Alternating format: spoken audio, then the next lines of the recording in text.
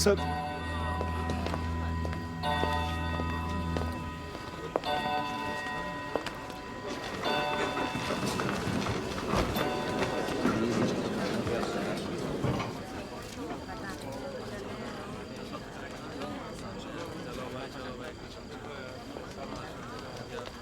चलो वकील साहब, कश्मीर चलें।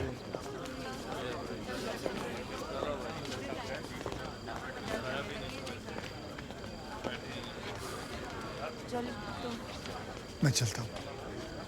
अपना ध्यान रखना, ठीक है?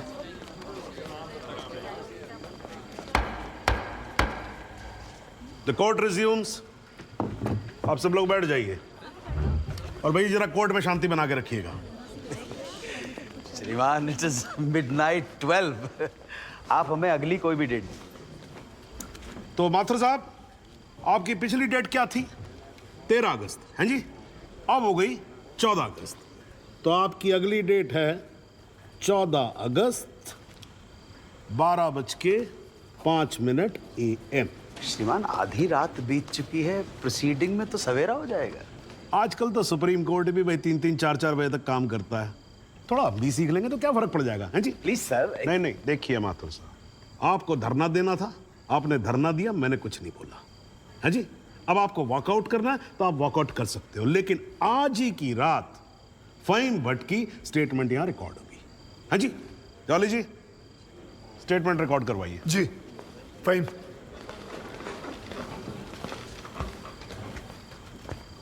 जनाब, बहुत बहुत शुक्रिया।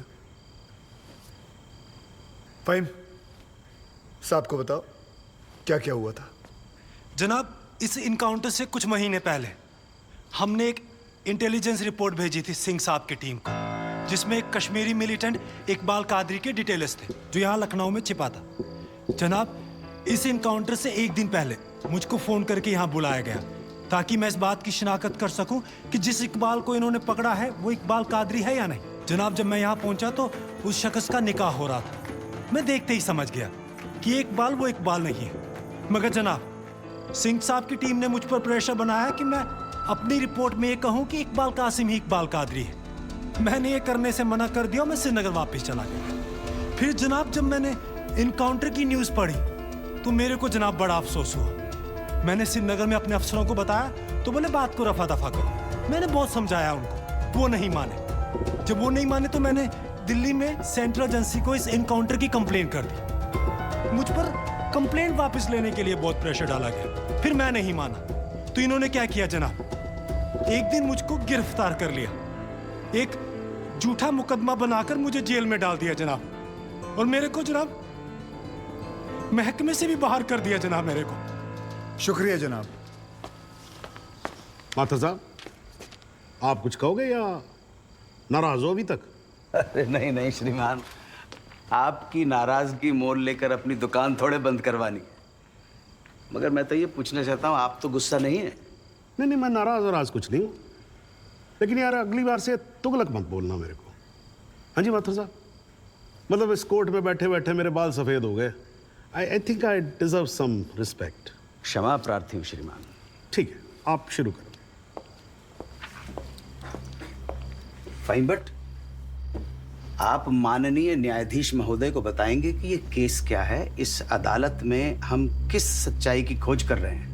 ये कि कांस्टेबल भदौरिया और इकबाल की मौत कैसे हुई। तो आपने अभी जो राबी चिनाब झेलम जैसी लंबी कहानी सुनाई है, उससे कहीं ये साबित होता है कि इन दोनों की मौत कैसे हुई? क्योंकि मौके वारदात पे आप तो थे नहीं। जी नहीं, लेकिन ये तो पता चल। लेकिन वेकिन कुछ नहीं। अगर कोई और फिल्मी कहानी सुनानी हो तो जज साहब को सुनाई। इनको फिल्मों में बहुत इंटरेस्ट है, मुझे बिल्कुल कोई दिलचस्पी नहीं है। मुझे तो मेरे प्रश्न का सीधा साधा जवाब दे दो यार, यस और नो। जी नहीं। Very good, well done. Fine, but ये अगस्त 2010 में कश्मीर पुलिस ने कुपवाड़ा इंसिडेंट में तुमको 6 महीने के लिए सस्पेंड कर दिया, क्यों? जनाब, इस सवाल का हमारे केस से क्या संबंध है? पंडित जी, अगर कोई संबंध नहीं हुआ ना तो काला कोट पहनना बंद कर दूंगा। मैंने आपसे कहा था ना, आपकी तरह कान घुमा कर नहीं पकड़ूंगा, सीधे पकड़ूंगा, कस के पकड़ूंगा। जाऊं?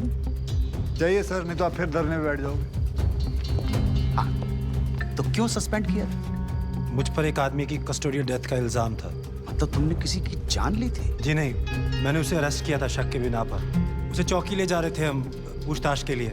बहुत डरा हुआ था, उसने घबरा के पुलिस वैन से छलांग लगा दी। पीछे से ट्रक आ रहा था, वो मर गया।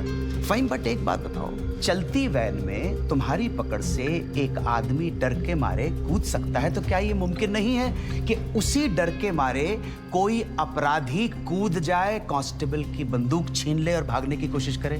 जनाब, लीड किया जा रहा है विटनेस को। Objection overruled, please sit down. जी ऐसा हो सकता है। तो खुल के कहो ना गुरु, हम सब अच्छी तरह से समझते हैं कि तुम्हारे साथ ऐसा हो चुका है। तो तुमसे बेहतर कौन बता सकता है कि ऐसा किसी के साथ भी हो सकता है, राइट? जी।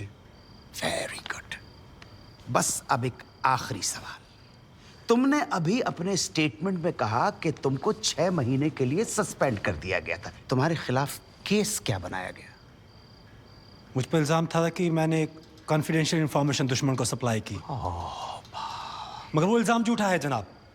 जनाब, मुझे जेल में इसलिए डाल दिया गया क्योंकि मैंने इस मामले की कंप्लेंट सीबीआई को कर दी थी। ये तो तुम कह रहे हो ना, तुम्हारे कहने से मुकदमा झूठा नहीं हो जाएगा और तुम निर्दोष साबित नहीं हो एक मिनट जाओगे। जनाब, साहब भूल रहे हैं कि जब तक आरोप सिद्ध ना हो जाए तब तक आरोपी निर्दोष होता है। That is the point, वकील साहब। That's the bloody point। और श्रीमान, इस तर्क के आधार पर तो इंस्पेक्टर सूर्यवीर सिंह और उनके साथी निर्दोष हुए सर। लेकिन 2 मिनट के लिए श्रीमान, ये अखबार पढ़िए, टीवी खोल के देखिए। सारा मीडिया, सारा समाज, सारा देश इंस्पेक्टर सूर्यवीर सिंह और उनके साथियों को दोषी डिक्लेयर कर चुका है। His reputation, his career, his future is finished. अजब जलवा है हुजूर आपकी अदालत का, जहां एक आदमी जिस पे देशद्रोह का इल्जाम है, वो उस आदमी पर इल्जाम लगा रहा है जिसने मातृभूमि की सुरक्षा की शपथ उठाई है।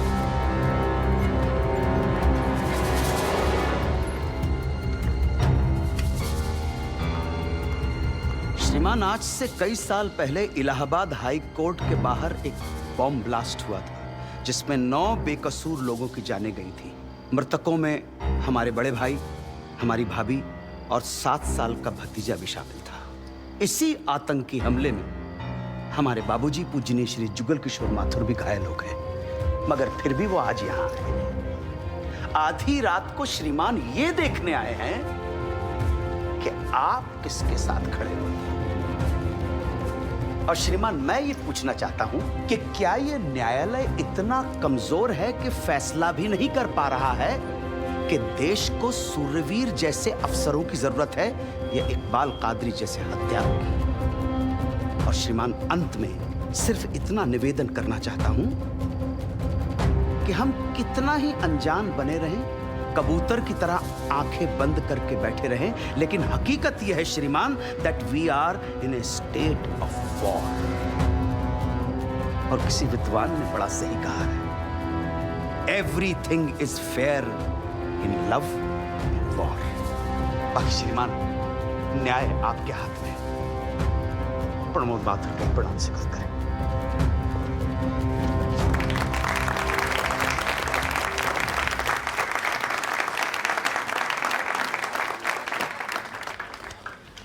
हाँ जी जॉली जी, योर टर्न। जी, सबसे पहले तो मैं सिंह साहब से कुछ सवालात करना चाहूंगा।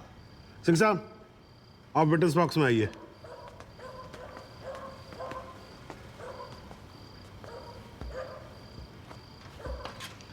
सिंह साहब, आप जरा कोर्ट को बताएंगे कि अगला क्रिकेट वर्ल्ड कप कौन जीतेगा? भाई ये किस तरह का सवाल हुआ भाई वकील साहब? है ठीक है, जज साहब कुछ और पूछ लेते। अच्छा सिंह साहब, क्या आप कोर्ट को बता सकते हैं कि अगले इलेक्शन में आम आदमी पार्टी को कितनी सीट्स मिलेंगी? दिमाग खराब, पगला गया क्या? दो गोली और खाएगा?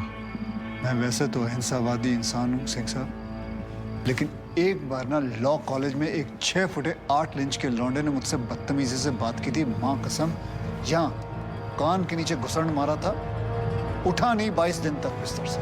अगर यकीन ना हो ना तो माथुर साहब से पूछ नहीं वकील साहब, देखो देखो यार, आराम से, कोर्ट है, सवाल करो, बवाल क्यों कर रहे हो यहाँ पर? हाँ सरकार, ये मुझे पागल कह रहा है, बदतमीजी से बात कर रहा है।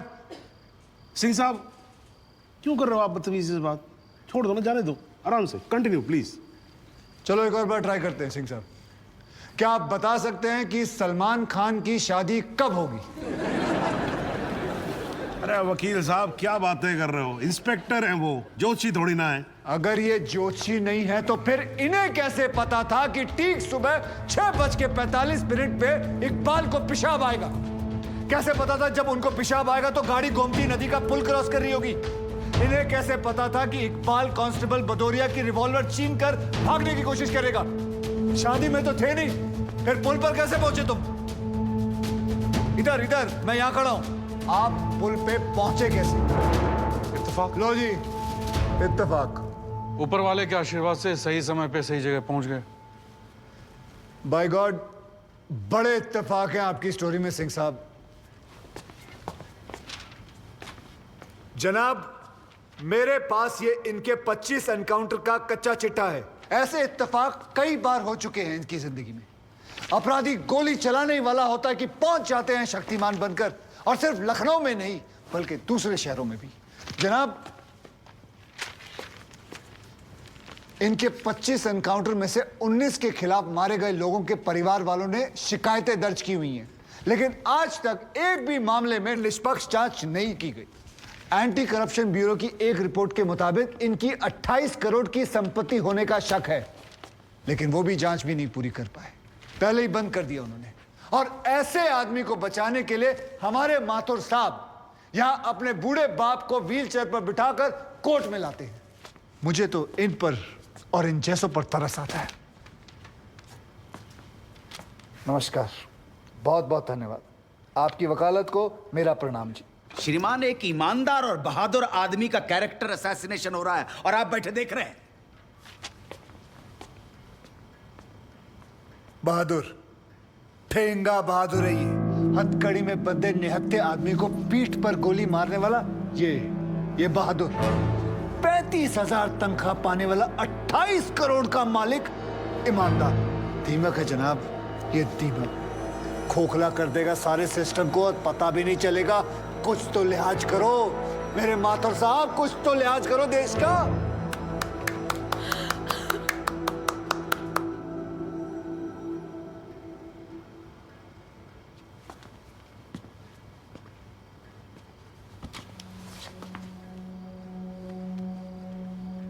मैं जुगल किशोर माथुर साहब का दर्द समझ सकता हूं।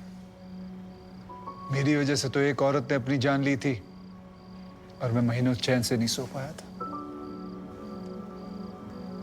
लेकिन माथुर साहब ने तो अपनी बेटी, बहू और पोते को खोया।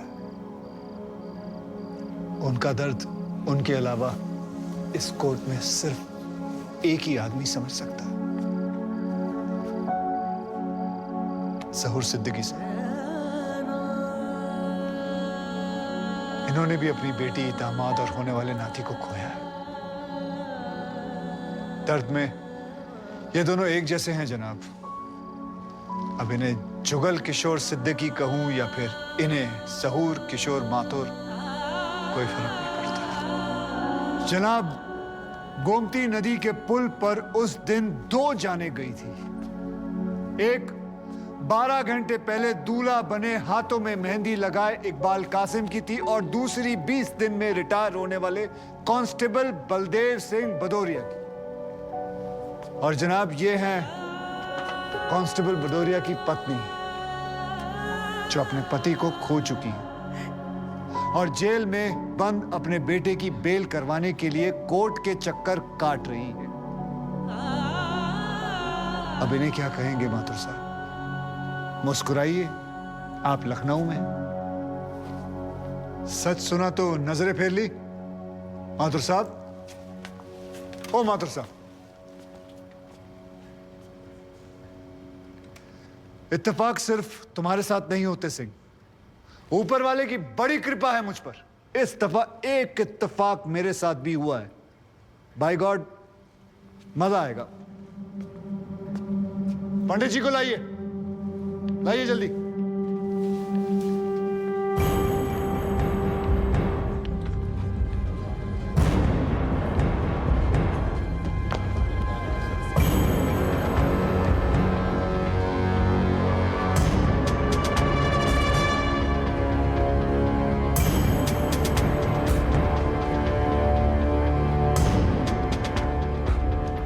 क्या मैं पूछ सकता हूं कि क्या हो रहा है इस कोर्ट में? और क्या आप बताने की जहमत करेंगे कि आप ऐसा होने क्यों दे रहे हैं? कौन है ये बाबा सर? इसका इस केस से क्या रिलेशन है सर? ना कोई एडवांस नोटिस है, ना अग्रिम सूचना है। क्या रेलेवेंस क्या है और आप इसे अलाउ कर रहे हैं?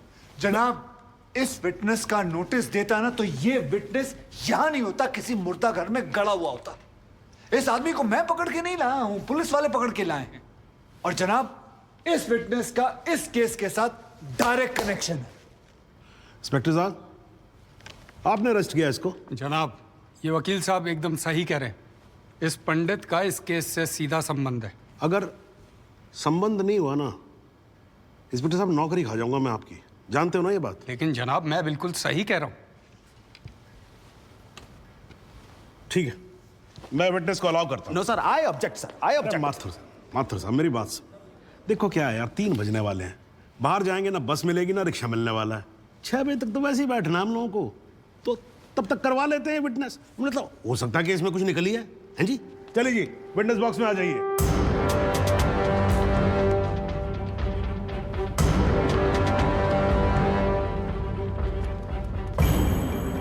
नमस्कार पंडित जी, क्या हाल है आपका? घरेलू कपड़े वपड़े टीका शीका लगा के पूरी तैयारी में आए हैं। फहीम भट्ट साहब, खड़े होइए। कोर्ट को बताइए कि इन पंडित जी का नाम क्या है? मोहम्मद इकबाल कादरी। हैं जी? मोहम्मद इकबाल कादरी। मोहम्मद इकबाल कादरी। इसको कहां से अरेस्ट कर लिया जी आपने? जनाब, मथुरा से 1 साल से वहां छुपा हुआ था साधु का भेष बनाकर। ये तो कमाल हो गया। जज साहब, इंस्पेक्टर महोदय झूठ बोल रहे हैं।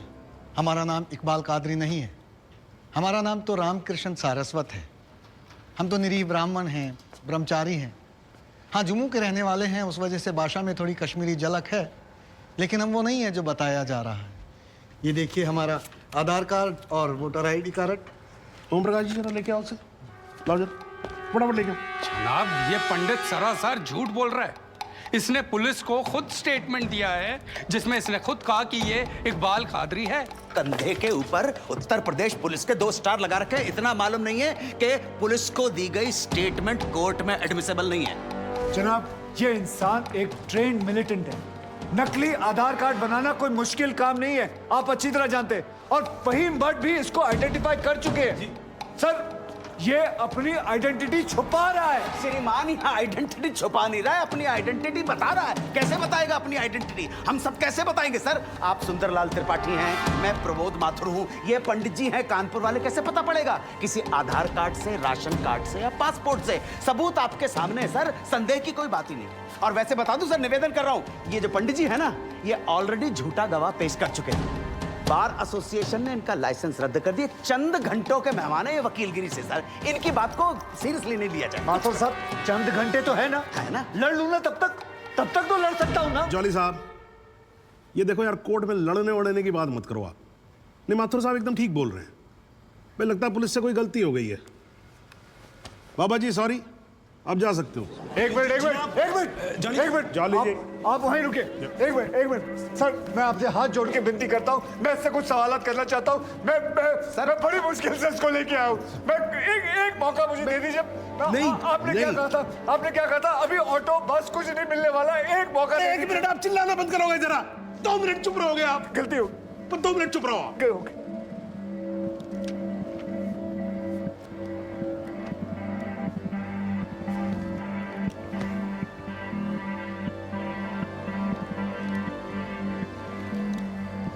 ठीक है, मैं विटनेस को अलाउ करता हूँ। अरे सर, अब क्या सर?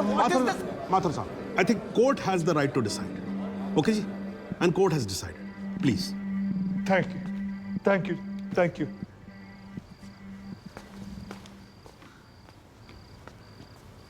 तो आप निरी ब्राह्मण ब्रह्मचारी, तो फिर धर्म का बड़ा ज्ञान होगा आपको। अवश्य है। मैं भी कान्यकुब्ज ब्राह्मण हूं, वो भी जनेऊधारी। तो चलिए दो ब्राह्मणों के बीच में शास्त्रार्थ हो जाए। पूछिए, क्या पूछना है? चलिए गायत्री मंत्र सुनाइए।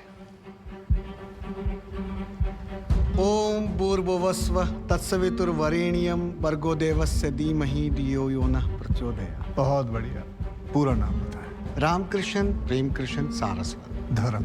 हिंदू। हिंदू धर्म में कितने वेद हैं? 4। नाम बताएं। ऋग्वेद, सामवेद, यजुर्वेद, अथर्ववेद। 4 युगों के नाम बताएं। सतयुग, द्वापर, त्रेता, कलयुग। वर्ण कितने हैं? 4। ब्राह्मण, क्षत्रिय, वैश्य, शूद्र। आपका वर्ण क्या है? ब्राह्मण। कौन से ब्राह्मण? गौर ब्राह्मण। कौन से गौर? सांदे गौर। गोत्र? शांडिल्य, प्रवार? वशिष्ठ, वेद? यजुर्वेद, उपवेद? बेतरयानी, मुख? श्रीमुख, कुल देवता? सप्तस्वरी, चरण? वाम, विश्वा? या अल्लाह, इससे आगे भी होता है। क्या कहा आपने? बिस्वा नहीं पता, आपने- नहीं पता, बिस्वा नहीं पता। विश्वास से पहले क्या कहा? विश्वास से पहले क्या कहा इकबाल कादरी? लानत है तेरे पे इकबाल कादरी, लानत है। अब तो अल्लाह का नाम भी आ गया जुबान पे। अब तो सच बोल। देख तू कुछ भी कर ले, तू बचेगा नहीं। कब तक जिएगा झूठ की जिंदगी? अस्तगफिरुल्लाह। वाइनते वन पोज क़यामत की 2 कुछ बुद्धि खुदाइश। मी आईनी वजह से इतना किया। खुदाई जो उच्छान कुछ गुनाहगार सोई कर फैसलन पोज क्या छो पोज के चुना परवायती करना मिला इंसाफ। खुदाई करे इंसाफ पन्नीस दरबार बस इंशाअल्लाह। इकबाल कादरी, अगर मैं चाहता था तुम्हारा मेडिकल टेस्ट करवा के ये पता कर सकता तुम कितने बड़े पंडित हो, मगर मुझे तुम्हारी जुबान से सुनना था। कोर्ट को बताओ तुम्हारा असली नाम क्या है, बताओ।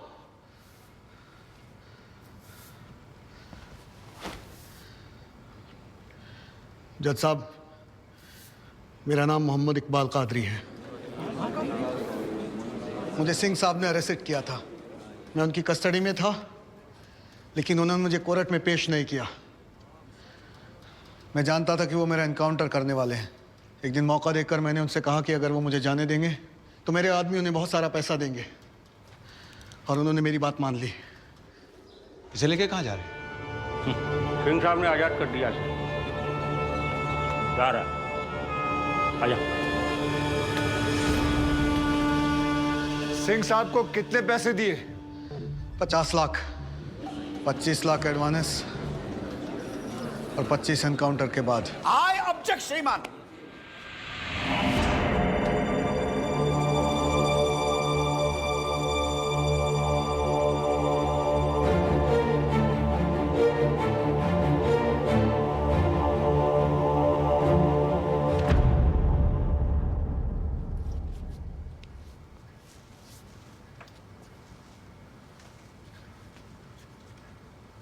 मुझे और कुछ नहीं कहना जनाब, मगर माथुर साहब की एक बात का जवाब जरूर देना चाहूंगा कि हमें सूर्यवीर सिंह चाहिए या फिर इकबाल कादरी। जनाब, हमें दोनों ही नहीं चाहिए। हमें ऐसे कादरी नहीं चाहिए जो बेगुनाह लोगों को मारना जिहाद समझते हैं, लेकिन हमें ऐसे सूर्यवीर सिंह भी नहीं चाहिए जो पैसों के लिए एक मिलिटेंट को छोड़ देते हैं और किसी बेकसूर की जान ले लेते हैं।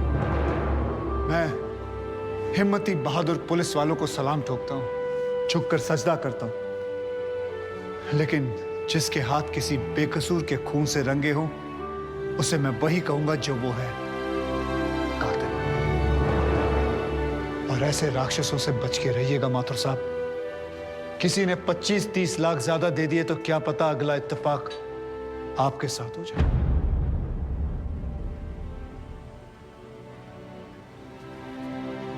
अंत में सिर्फ इतना ही कहना चाहूंगा कि इस दुनिया के सबसे बड़े जाहिल ने कहा था कि इश्क और जंग में सब कुछ जायज है, क्योंकि अगर ऐसा है तो फिर बॉर्डर पर सिपाहियों के सर काटने वाले भी जायज है और जवान लड़कियों पर एसिड फेंकने वाले आशिक भी, क्योंकि अगर ऐसा है तो फिर इकबाल कादरी भी जायज है और सूर्यवीर सिंह भी। अब आप ही तय करें जनाब कि ये दोनों जायज है या फिर दोनों नाजायज।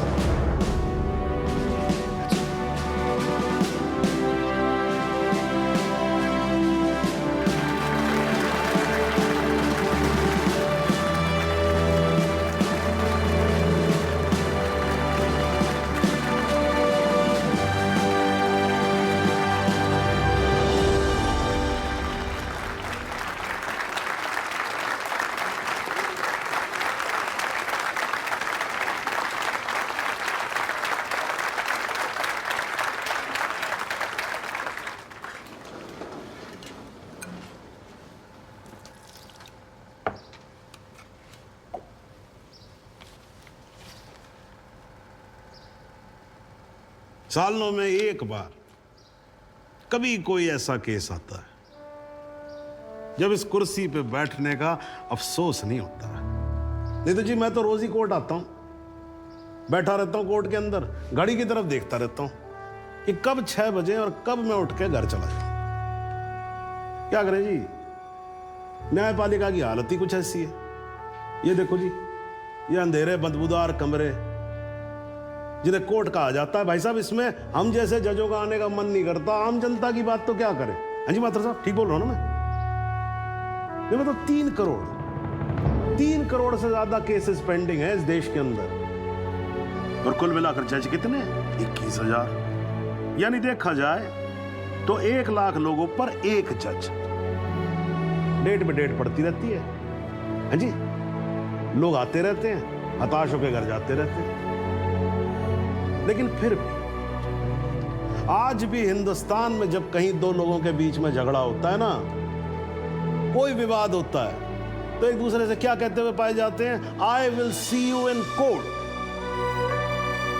क्यों करते हैं भाई लोग ऐसा? हाँ जी, क्योंकि आज भी लोग भरोसा करते हैं, न्यायपालिका पे। उनको भरोसा होता है कि अगर सरकार उनकी बात नहीं सुनेगी, प्रशासन उनकी बात नहीं सुनेगा, पुलिस उनकी बात नहीं सुनेगी, तो कोर्ट सुनेगी उनकी बात, सुनेगी और न्याय देगी। इसलिए भाई साहब, इस कुर्सी पे बैठा मेरे जैसा हर आदमी, उसका यह कर्तव्य बनता है कि वो इस भरोसे को ना टूटने दे। इस कोर्ट में पेश किए गए सभी गवाह और एविडेंसेस, एक बात तो एकदम साफ हो जाती है कि 13 अगस्त को गोमती नदी के पुल पे जो भी हुआ वो अचानक होने वाला एनकाउंटर नहीं था, बल्कि एक सोची समझी साजिश के तहत की जाने वाली हत्या थी। इसलिए यह कोर्ट इंस्पेक्टर सूर्यवीर सिंह और उनके सभी साथियों को आईपीसी सेक्शन 302, 201, 182 और 340 के तहत हत्या, एविडेंस मिटाने, कोर्ट को गुमराह करने और झूठे सबूत पेश करने का दोषी मानते हुए लाइफ इंप्रिजनमेंट की सजा सुनाती है। और यह कोर्ट शहीद कांस्टेबल बलदेव सिंह भदौरिया के पुत्र राम कुमार भदौरिया को तुरंत रिहा करने का आदेश भी देती है। The court is adjourned.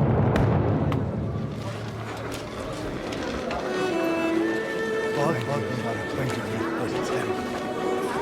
You जोर साहब। जरा रास्ता दे दीजिए प्लीज।